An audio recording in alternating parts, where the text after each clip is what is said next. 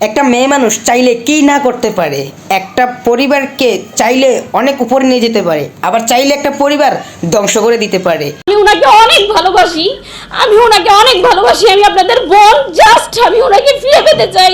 কাবা ঘরের গেলাফ ধরে কানলেও আপনি আমাকে যে মিথ্যা অপবাদটা দিয়েছেন এটা মাফ হবে না যতক্ষণ না আমি মাফ করছি।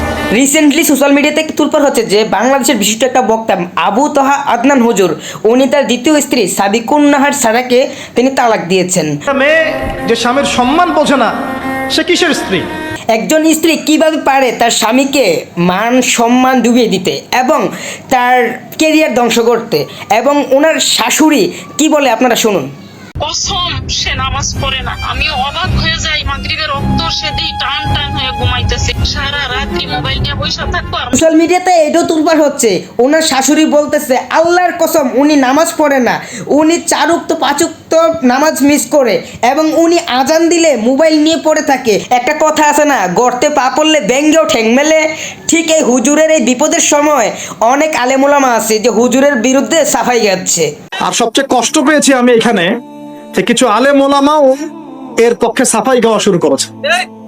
আমি এই জায়গায় কষ্ট পেয়েছি। শোনেন, আজকে মজা নিচ্ছেন, ট্রল করছেন, করেন, এটা আপনার দিকেও আসবে ইনশাল্লাহ, দেখেন।